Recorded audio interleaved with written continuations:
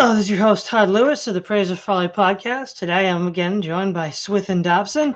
This episode is somewhat inspired by our last roundtable discussion on the failure or perceived failure of the Ron Paul revolution. And one aspect I think that contributed to this was there was a whole host of pressing, relevant questions of the day that libertarianism just didn't devote any intellectual effort to try to tackle. That's not to say that they couldn't. Maybe they could, maybe they couldn't. They just decided for whatever reason not to. So the one we'll start with is the issue of moral hazard. So one of the common pop libertarian arguments you'd see between say 2006 and 2012 was that moral hazards are bad, and most people would agree with that. Yes, moral hazards are bad. Then they'd point out that the state creates an incentive structure of moral hazards through socialism, or if it's a quote unquote night watchman state, then you still have tax collectors and police officers who operate under negative incentives. Therefore, at the very least, the state power should be checked and rolled back, and at the very most, completely abolished with anarcho-capitalism. Now, okay, the idea that moral hazards exist and that the state can accentuate moral hazards is, in and of itself, fairly, I think, inconsequential. It's not going to get a lot of people uptight. Maybe how far you want to press it might. But that's not really my issue here. If we assume that moral hazards are bad, moral hazards don't become good if they're private actors who have them. So large concentrations of wealth are moral hazards. For example, if the East India Company, a private corporation, conquers India, that's really no different than, say, the British Empire conquering North America. One's a state actor, one's a non-state actor, but really it's the same difference. And the vast concentration of wealth that the East India Company acquired, one could argue was varying degrees of legality. But even if we have a thought experiment or we assume that this CEO did it completely by the book, completely by the libertarian book, he would still have a series of incentives. Now, in some sense, this question has been tackled by left libertarians to varying degrees of success. They'll argue, well, we wouldn't have large concentrations of property in a truly free market. And some plumb line libertarians will even say that too. But where it gets outside of the left libertarian sphere, where it gets difficult is they'll also say, well, it's okay if you have large tracts of land as long as you acquire it legitimately and didn't exploit anyone getting it. Whereas left libertarians will say, even if you could do all that, there's still a set of incentives that having that much land would create moral hazard, or that much wealth would create moral hazard. And I think that that's fairly obvious. There are going to be moral hazards being, a slumlord, basically owning all the land, or having vast concentrations of wealth. Now, again, left libertarianism has attempted to answer it. I think they've largely failed because they're left libertarians. They take a more left-wing approach, and socialism hasn't solved that issue either, nor has anarchism. So it's not likely they will. They're at least asking the question, though. And so I think it just seems inexplicable to me that right and plumb line libertarians would say, well, vast concentrations of wealth and land are not moral hazards at all. I'm like, well, of course they are. Just to clarify, when you say moral hazard, what do you actually mean? Because typically when the term is used, it means to devolve the costs of your action onto somebody else. But you seem to be using in a sense of, in general, a negative externality. Is that what you're generally meaning? Oh, yeah, I see. Yeah, a negative externality. Well, but even deferring the cost to someone else, the example, the first definition you gave, it is the socialist critique of large concentrations of wealth and property are that because those concentrations need to be protected, it leads to the rise of the state because they then want to externalize the cost of protecting it. Okay, yeah. So I think they've made a fairly compelling case that those are moral hazards. Okay, that makes sense. The first thing to say is just looking at the current economic order. and you think, okay, well, where is kind of the economic power concentrated primarily? Well, the economic power is concentrated primarily, I would say, in the banking sector.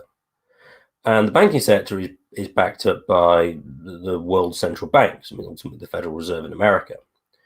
So you've at least got a prima facie argument to show that the current wealth concentrations and sort of, you could say, unequal in a certain, well, radically unequal is probably a better term for sort of negotiating power or whatever, seems to come from those industries which have the greatest level of state support or intervention to prevent competition. So that'd be a first thing, and that'd be a general libertarian argument, which should be fair. However, I think your question is a bit more interesting than that, which is theoretically, if someone were to acquire lots and lots of land and such that it was in a Lockean sense, and you in effect didn't have the proviso, you could have a situation where somebody's on someone's land illegitimately, and therefore they could be removed, but they couldn't be removed anywhere, so effectively they could be killed. That would be because that was, I think, Herbert Spencer's reasoning for preserving the Lockean proviso, is because you could basically have somebody who was somewhere who was basically had nowhere to go in principle. Now, obviously, the general libertarian response is, well, yeah, but that's a highly unlikely situation to occur. There's not be friends, etc., etc. But it's still plausible within the framework that could take place. When it comes to historic concentrations of land power, that does seem to be state-driven to a large extent. I mean, that's certainly the position, at least in England, that Kevin Carson takes, and I think he argues quite persuasively for that being the case. But again, you could say, well, the rich men could have acquired this, and so then the levels of alternative occupations could have been significantly reduced, even on a general sort of purely Lockean basis. Then I think you have to. So then the question really is the Lockean approach ultimately the correct one? Does the Lockean view make sense of land ownership? Well, in a way, yes, but in another way, no. I think we discussed this to some extent when we looked at our previous. I think it was aggression, right? Yeah, the aggression one. That was one, yeah. With, okay, you've mixed your labor with the land, but what does that really constitute? Because Rothbard, when he looks at pollution, he doesn't take the physicalist position that you own it just because you've mixed your labor with the land and somehow you are in nature and so it's yours, because he allows for radio waves going through your property, again, without your consent, because it doesn't interfere with the use. So then what you're really getting into is Rothbard effectively defaults to a use-based one, which is more of a classic sort of left libertarian approach. But then the question arises, what constitutes genuine use, and whether you could exclude somebody else from using the land. I mean, classic things, there's like rights of way, etc. But I mean, if you had like a big landed estate, I mean, and you in your big house, I mean, is somebody working a small tract of land out of view really interfering with the use of your estate? Well, probably not. Not just to interject real quick, I think you slightly missed the thrust of the question. Oh, the question was, okay, the moral hazard definition that we're agreeing to is that you have a desire to push the cost onto someone else, right? And so state action creates this idea where, well, you don't bear the consequences of what you just did, so you can put that off onto someone else, i.e. the state system. The sort of like left libertarian socialist account is that, again, I'm assuming we can acquire all of this property legitimately. And I think according to libertarian precepts, one could in theory have this in Kapistan or someplace. Once you have that much wealth concentrated, like we saw in the Gilded Age, there is the incentive to then either create the state or to empower the already existing state to preserve the resources you already have, because it's difficult using market principles to protect it. So it's difficult for the rich landowners to protect themselves from everybody else without states. Yeah, that's where the moral hazard comes in. They have so much stuff, they don't want to lose it, either because they might lose it via market share. If it's a free competition, you got 90% of the market share because you're the first guy in. But what if you want to keep that 90%? Well, the temptation then is to have the state step in or create a state to step in to then lock you in as 90% controller. Or if you have large ranches, within a certain point, you can only hire so many hired hands to protect all of your property. And the temptation then is, well, it's a lot easier to just have the state do it. And so the tendency would be then, are they not moral hazards? And I think they are. And if they are, what solutions might libertarians come up with? Because it seems to me that they are moral hazards, and to say they're not is very odd. No, I can certainly see if you have a situation whereby you have someone with vast influence and wealth vis-a-vis everybody else, and they can put their weight around, that's certainly obvious. And they could use sort of or create a state in a certain respect to protect themselves, and which effectively they do via the state, as you've mentioned, the libertarians point out, which is perfectly true. My point I was trying to respond to that is that, well, if you had a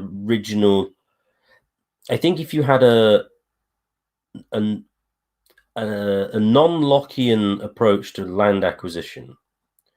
Now, I'm not saying going just on occupation use, because I think that's too soft. I think there's a middle ground between a Lockean, so the non-Lockean proviso position, and the sort of mutualist occupation use, which I think would preclude to a large extent, even if someone did own it, you would be able to use it in a certain respect, at least in principle, you would be able to do that. So I think the negative externalities associated with this large wealth acquisition probably wouldn't be quite as high. Then I suppose you could say, okay, let's suppose we had that situation and then said, oh, well, okay, we still got this very, very large sort of landowner or sort of corporation owner. Then what do you do with them? Well,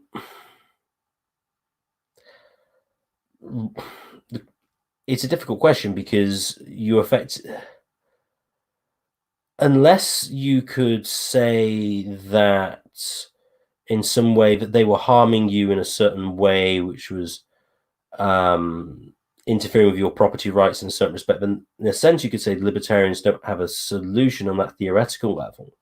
But I would say on a practical level that all the ones we do actually see at present are sort of state action and banking and sort of not even Lockean acquisition. Even if you want to criticize the Lockean position, it was clear that most of the land ownership wasn't even Lockean in basis. I mean, you have all the land grants, etc., around the railroads in America, for example. So I think when it comes to a sort of practical sort of Ron Paulian position, and because what people typically think, if libertarianism, what they think is the current economic order without the state, which is probably true of some of the sort of soft sort of beltway libertarian types. But if you had a sort of a great unburdening of the regulatory state, then the amount of sort of alternative occupations and jobs that you could do means the income inequality would be low. I mean, a good example of this, income inequality went down until Nixon went off the gold standard in 1971. If you look at it, I think from at least the Second World War, if not earlier in the early 20th century, income inequality goes down. And it's only once you unleash paper money proper from 1971 that then increases. So I think the libertarian response really is not to say that it isn't a problem, but I suppose you could say that they have no answer if that hypothetical did in fact exist. I suppose a way you could get around it is voluntary association, to try and, in a sense of, but unions really, in a sense, that you have some form of collective bargaining power, you agree to work together to sort of counteract the big dominant corporation. I think that's sort of like Walter Block has defended unions in that basis. So I suppose, given the existence of such wealth disparity, something similar to the labor union on a voluntary basis would be the way that you could sort of contract with others to sort of increase your economic power relative to that guy to sort of keep him in order. That would be the Okay. This is a sort of bundle of issues, but we'll start with the classic libertarian position is that force is only used defensively in response to force or fraud. Now, what I find interesting and problematic is that there's a whole, when it comes to the manosphere, something that really the libertarians really never dealt with when it was in its heyday. Women are essentially today allowed to commit fraud with impunity on a whole host of issues. Many of them would go away in a libertarian system because without calling the police to do all this fake assault, fake this, you need better witnesses to make this stick. Sure, it would improve the position of men who have the MGTOW MRA position. But if we look at the sexual marketplace concept, a man's sexual marketplace value is his ability to protect. And in a libertarian society, as in today's, it would probably be financial security, financial protection. Whereas a woman's sexual marketplace value is how she looks, which indicates her fertility. So she can use cosmetics and other methods to sort of cheat the system to fraud other men. But if you fraud your income, if a man were to fraud his sexual marketplace value, there would be far more costs attached to it for him to do so than it would be for the woman. For example, the man might not have anyone who wants to do business with him anymore because they realize this guy is just prone to fraud. They might say, well, he might get into an arrangement where he has to earn a minimum income of a certain level to then pay for a service, but he frauded that. He can't actually do that. Or if he wanted to date a woman and he said he made a certain amount of money but didn't, she later found out and others found out, he would be blacklisted as well. Now, much of this might not even be legal. It might be social. Okay, fine. But he would bear a heavy cost for his fraud, but the woman bears almost no cost for hers.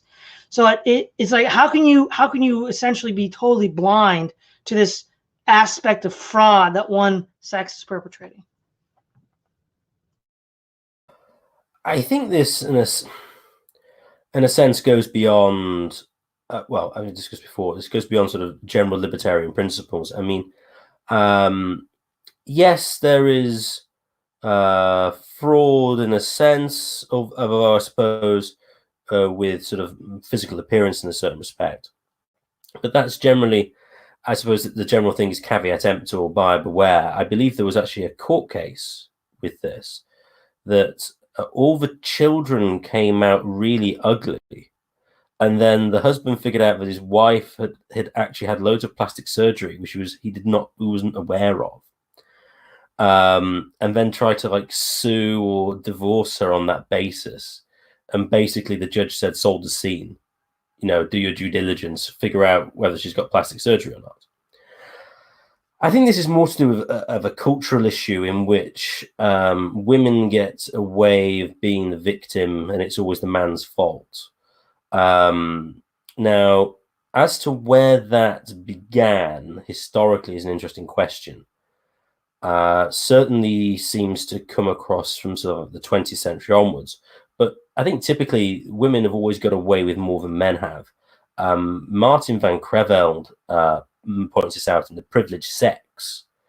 I think he cites one example, I think in ancient Greece, in which a woman was on trial and she was going to get convicted. And then her lawyer said, basically strip naked, and so all the male judiciary can see you. And go, this great beauty, would you want to get rid of her? It's like, no, we wouldn't. And we'll let her off. I may have got the details slightly wrong, but that was pretty much the case according to Creveld. So, as to how to do this, I think is more of a societal one, in which if you encourage men to do their due diligence on women, and also for other women to. I mean, one of the issues is women like to have a good social status vis-a-vis other women. So one of the reasons why we all go out to work today outside the home is because, well, the women who have sort of like social status say that's the thing to do. And so that's the way they gain social status by doing so. If it was a different situation whereby, oh, well, we have, it's if you invest in your own children, then that gives you social, then of course they would do that. So I think having an element of socialism where men do their due diligence and they're explained this is the way things are would be able to alter that to some extent. And secondly, social, well, again, you can have a social sanction for, well, hypergamy to some extent is facilitated by a welfare state. I mean, you can always sort of trade up, and you don't have any costs if you make a risk and it doesn't pay off because you've always got the social safety net at the bottom. So in the absence of that, there'd be less risk of it. But I think in general, a broader awareness of male and female tendencies in this regard would resolve a lot of the problems without necessarily any legal recourse. Okay. The other somewhat related issue is the market failure of child rearing. So the libertarians, the classic response would be, well, if either one parent stays home, if that's economically unfeasible, then, and they're both working, then daycare. Well, most people can't afford daycare. Daycare is a luxury for rich people. Most people, in their case, public schools as a way to take care of that externality of having children. And so the question then is, if child rearing is a market failure, and since the only two real solutions we've seen are the family or the state, it would indicate that it is. Not directly dealing with that issue has led to the rise of the total state, because ideally we won't want the family to do that to avoid the rise of the total state. But I think a case can be made that the current market is not a family-friendly market, and therefore it makes it more difficult for families to be organized such that they can take care of their children without having to appeal to the state. And again, it seems very odd how many libertarians just can't see this. The first thing to say, yes, the destruction of the family does lead to the total state. This is outlined quite well by Ed Fazer. I can't remember whose speech was to, but it was basically saying, in the absence of the family, you have all these destitute children, and it's just in human nature that, well, the children need to be looked after, and if the family isn't doing it, somebody else needs to. And so that external agency then gains lots of power accordingly to sort of look after them. Similarly with like dysfunctional families as well, the rise of like social services and stuff was because a number of children were brought up very badly. Now, this has obviously been abused grossly, well, pretty much since the 1950s and 60s, if not earlier. But that thing necessarily is the case. I think the problem is the libertarians taking their lead from economics largely in a methodological individualist approach. In their goal of explaining sort of prices and economic phenomenon evolving to the individual level, they seem to have then taken the view that the individual is the basic sociological unit, which is clearly false, because the family must be the basic sociological unit because it's the reproductive one, because in the absence of it, everyone dies. Well, maybe it doesn't die, it's not replenished. I mean, there is one generation and then it's the end. It's also the basic economic unit because the term economics is Greek oikos nomos, household law. Yeah, on a sort of etymological basis, yes, that's certainly true. How household management, I think, is one translation of it. But I was just in the general sort of post-marginal revolution concept of economics. That's the sort of the sort of Misesian using means to achieve ends under a condition of scarcity, for example, in that very sort of rarefied position, and taking it from there, they've sort of taken their half the ball in the sense of the sociological unit. So yes, that certainly needs to be addressed, because in the absence of it, another body will come in to sort that out. What I would say is, the general libertarian thing with respect to like daycare, etc., is daycare is more expensive than it would be because of all the regulations on it, which is true as far as it goes. But it's missing again. If this family is a basic sociological unit, you need to think, well, okay, what's good for the family? What constitutes a good, a generally good outcome for the family unit? And it's kind of not a good idea that the biological parents barely have any investment in their own children. I mean, whenever you do surveys or anything of this, especially with women, they very much dislike this position. And children tend to dislike not having much parental input and be farmed off, because, and there's also things on like attachment theory, especially at younger ages. When they get shipped off to daycare, it's like, well, they have a great attachment to their parents, and they have they're very sort of cold and emotionless in certain respects at daycare, and then the parents come back and they cry. Why? Because it's their parents back. They're happy to see them. It's just that they've had this sort of separation. So that's one aspect on, at least in basic sense of what's important for the family. And also all the studies on intact families and fathers being around. It's huge, even for boys and also for girls as well. That if you have good fatherly input, you're much more likely, your biological father who's married to the mother, your life outcomes on pretty much all metrics is pretty good. So yeah, I mean, libertarians should certainly hammer that significantly more than they currently do. And if they were to do that as well, then I think they would be more compelling, especially if they could bring the idea that land restriction and central banking, etc., led to sort of property prices rocketing, which meant that you couldn't actually own property and a house in which you could provide for your wife and children. Because if more people could do that more easily, then I think the outcomes in general would be somewhat better. Another thing which is often not mentioned at all in this regard, children are generally seen as an expense these days, and that's really only been a post-Second World War situation.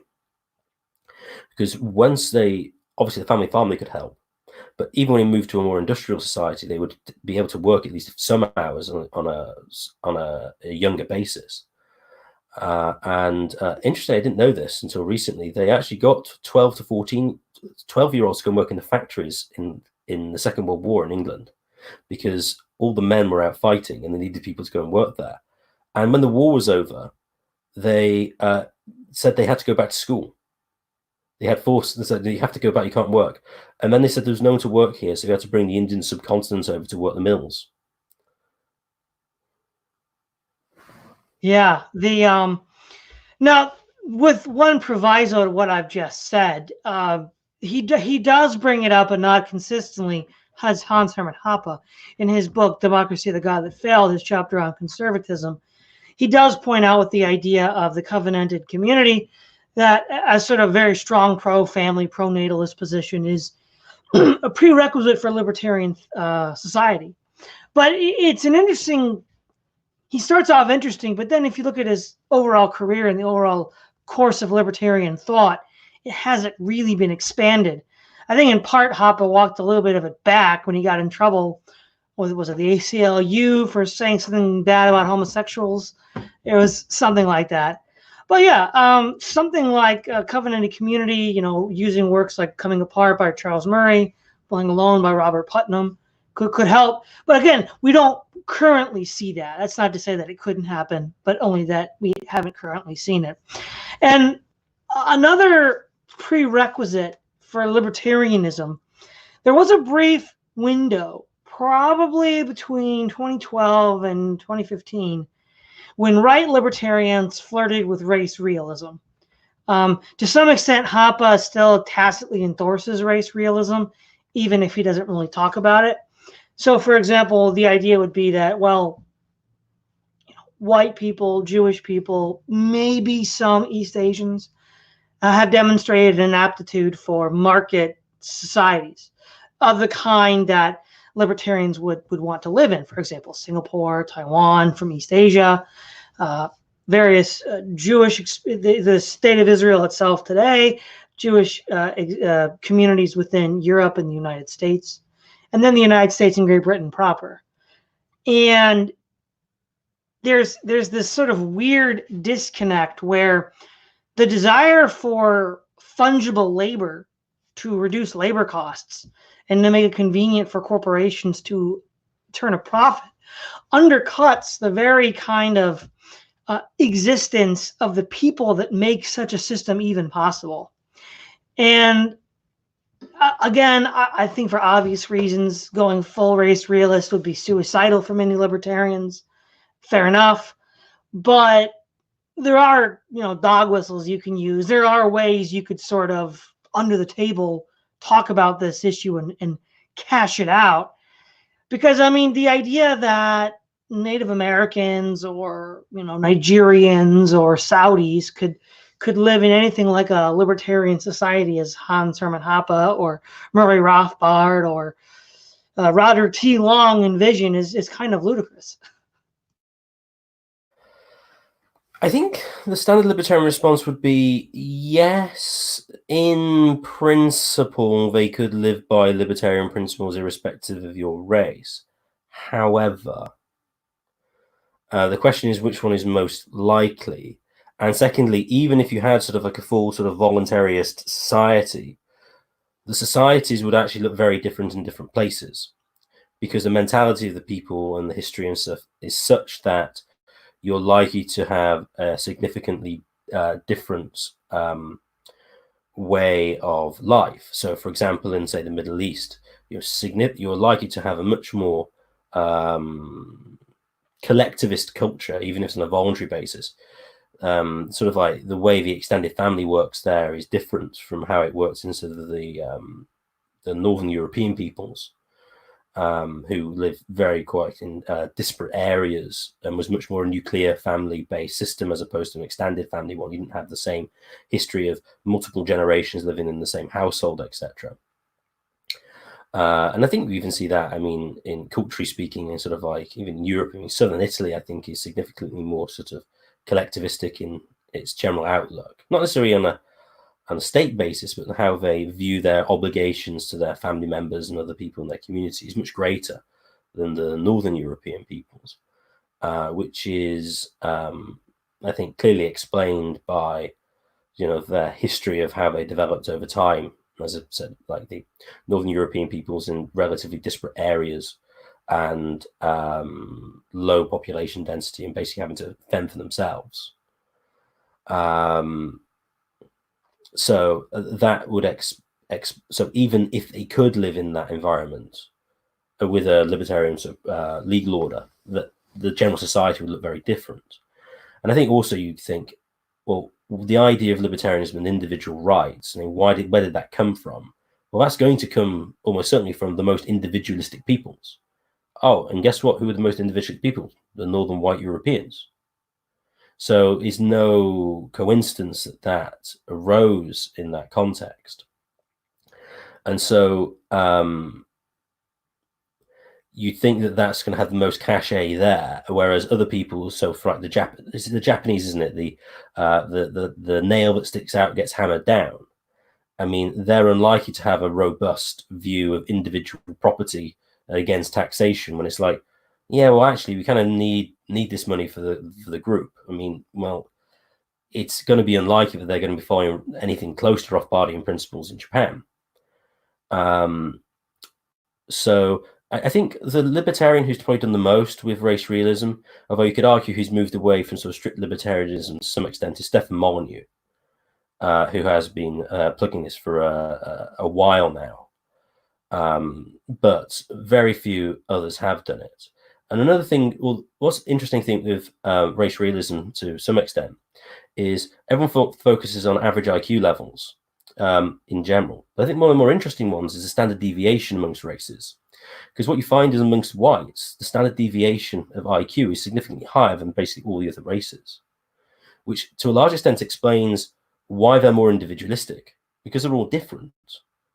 And so you have these outlier high IQs, you get the genius types, and that explains why pretty much all the major inventions are done by white men, because they're the ones with the outlier high IQ. I'm not sure on the Jewish standard deviations, but the white IQ is significantly more varied than the East Asians. And actually, it's just interesting with Finland, because Finland has the highest average IQ of any race of the peoples in Europe, but actually has one of the lowest standard deviations because they have a high level of East Asian admixture.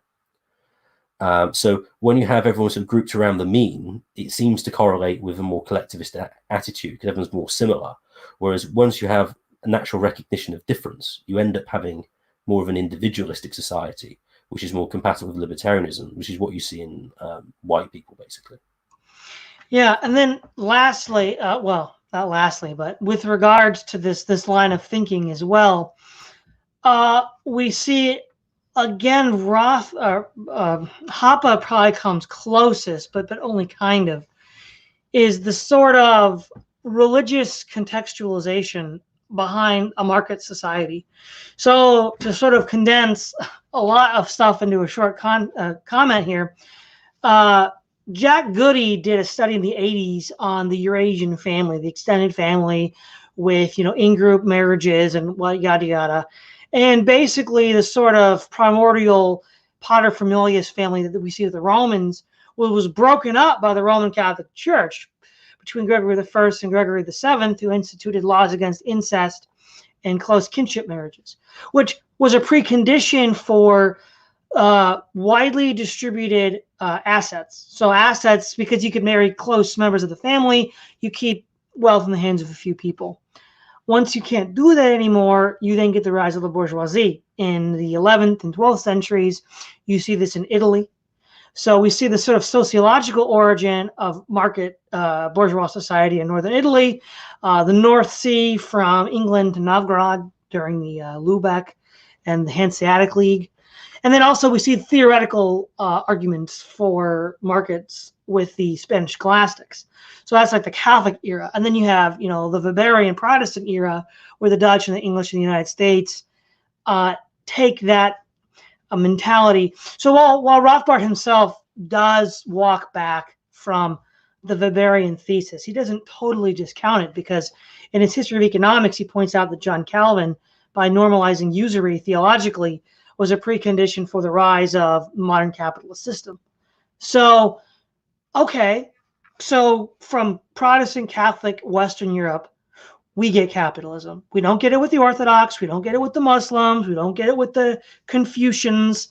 So it's like that should be obvious. They shouldn't. Now, I'm not saying that everybody who's a libertarian has to be a Christian, but what I'm saying is that the libertarians should acknowledge that these are preconditions for the kinds of society that they would like to see. And I'm getting into this point because when Mises first got online, there was a lot of new atheist types bashing religion, attacking religion. I think various times Block has dabbled in that as well. And it's like, well, I mean, what's going to maintain a market property rights-based society? It's going to be Western Christendom. It's not going to be the Orthodox. It's not going to be the Muslims. It's not going to be Confucians or animism or even philosophical atheism. I mean, most atheists throughout history have been collectivist Marxists. So again, however you want to contextualize that, that is where the market mindset came from. And to just refuse to admit that and then sort of implicitly undermine it seems very strange, and I think is in part accounts for the libertarian failure. What you're hitting on there is just the general trend. The atheists are a good example, who are just assuming inherited broadly Christian morality as an obvious sort of rational position to hold, whilst getting rid of any theological basis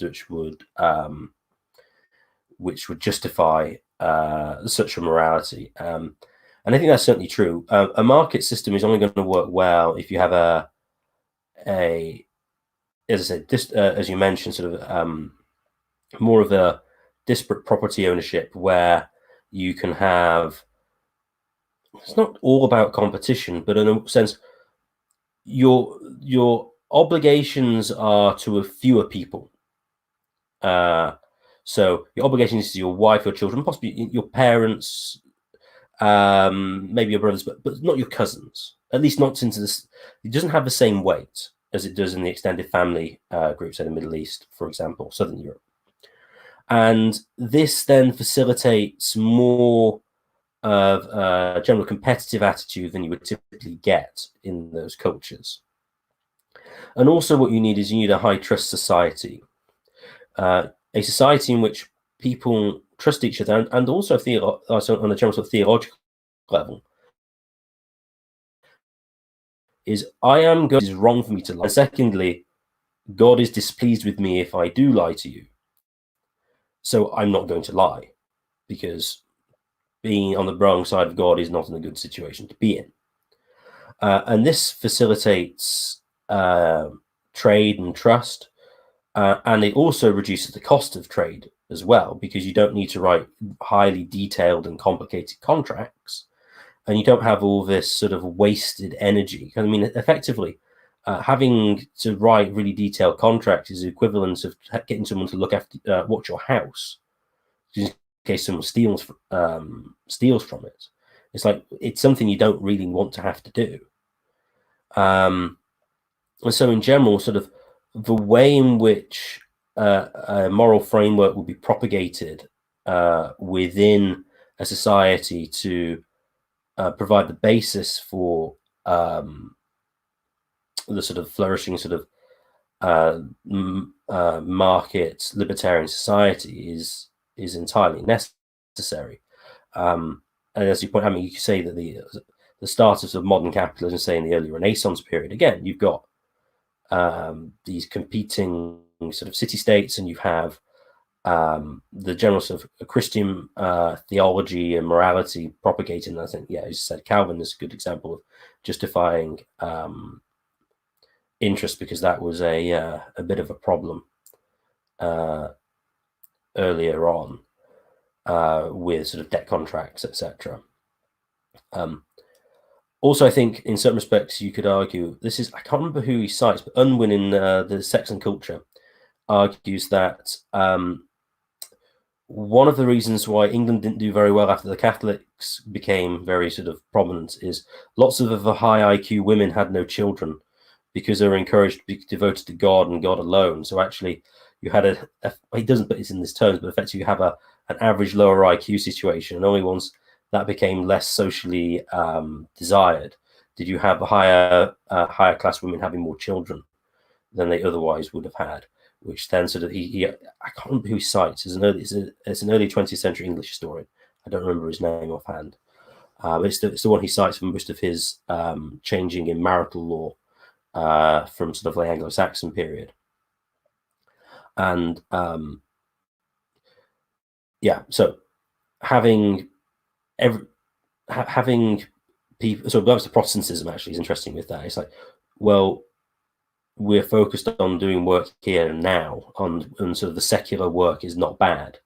And so you actually get the high IQ people actually doing work in the sort of secular world, which isn't just in monasteries, etc., which means that you're likely to get more innovations you otherwise would, because you don't have everybody who is intelligent in just devoted to speculative theology. Not that that's a bad thing per se, but rather you probably have too many people devoted into the traditional Roman Catholic society.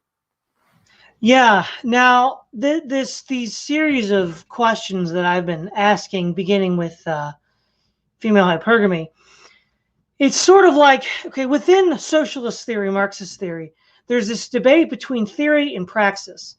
And if we look at the history of Marxism, those who stick to theory are generally failures, and those who stick to praxis are generally successful.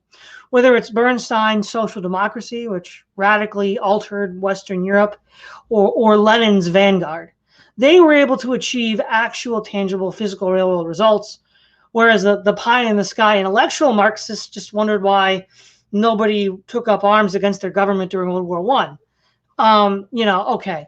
But libertarians don't really seem to have a praxis wing. if we're comparing libertarian thought to Marxist socialist thought, it's all theory. And there's a place for theory, but the point is, I think that's really the biggest flaw. There's no praxis in libertarian thought. And if there had been praxis, these questions about the nuclear family, religion, ethnicity, historical, cultural context, all of those things would have been discussed. All of those things would have been sort of, in the same way that Kautsky writes a Marxist history of the Reformation to find all the proto-Marxists in the Radical Reformation, we would have some sort of libertarian historian looking at, Renaissance, 16th century Europe, pointing out all the, precursors towards a modern libertarian society. And I really think that defect in a lack of praxis has really hampered libertarian developments. I think you do have that to some extent, because you some have argued sort of libertarian historians are sort of like the Marxists. In a certain respect, they go and find what they wish. I mean, Rothbard in the History of Economic Thought finds proto sort of Austrians and proto sort of libertarian thought in many different places, even if it's probably not historically just justified. And then, of course, you get the great sort of Hoppian historical interpretation, which is probably best referred to as non-constitutional monarchy overall. So and the highlighting that, although to be fair, that's not strictly what I think you're asking, because that's sort of like a second best position as opposed to a first best position. I think probably Rothbard again is the best example, because he frames the American Revolution in terms of, oh yes, these are all sort of card carrying proto Rothbardians, which is not entirely accurate. Well, let me just interject real quick. It's more of the question I'm asking is, why haven't libertarians, at least to my knowledge, I can't think of too many, who've looked at the actual historical factors that led to the rise of markets in a market society, and then having looking at that, you then say, okay, well, they're Northwest European, they're Western Christendom, they got families. These are all factors that we had to have the market revolution, and in the same way that the Marxists might analyze say, well, we couldn't have had a worker state before industrialization. So look at the material factors to then explain how you get to the social state. And I don't really see a lot of that with libertarians. Okay, so I get your question now. Well, it's interesting, because the Marxists are very theoretical in their approach. They very much do have sort of the theoretical wing. That said, they do have a similar narrative to the libertarians. It's the man versus the individual versus the state, whereas it's the Marxists, it's well, actually, it's not strictly the proletarian versus the capitalist class. It's sort of like the ancien regime versus the bourgeoisie, and then they turn into the capitalist class, and then against the proletariat. So the question as to why they haven't is an interesting one. I think possibly because, in a sense, the libertarian position is even more abstract. So, for example, the Marxist with his economics is bad, but they're very much trying to take on concrete examples in the theorizing. It's like, oh well, the worker is being paid this amount, but the capitalist is selling for this amount. Oh, there must be some sort of exploitation going on here, because what's the capitalist actually doing? He isn't doing anything. All the value has been put in by the laborer, and if you had a situation which you made no profits, then the labor we paid is full value. Even Marxism, in a certain sense, I think, is significantly more concrete in a way that certainly Rothbardian thought isn't, because that's very sort of rarefied. I mean, Rothbard is much more sort of broadly Aristotelian in his approach, But sort of Mises is a good example, sort of like a Kantian position. He's very sort of abstracted from reality, and he creates this great theoretical system. And despite Rothbard basing it in a more of a concrete example, he takes it very much on a sort of broadly theoretical sort of ethics of liberty, for a good example. Highly sort of he has a few abstract rules. You've discussed this before. You have self-ownership. You could have someone else owning you, or sort of lots of communism. Everyone knows an equal part of everybody else. It's very sort of deductive, based on sort of general moral principles. And this is the system. There's no sort of goal as to how do we achieve this. And I think that's primarily the problem of looking at the individual, treating individual. Well, what it is this: when you look at an individual basis, it's much more difficult to say what is a good life for the individual.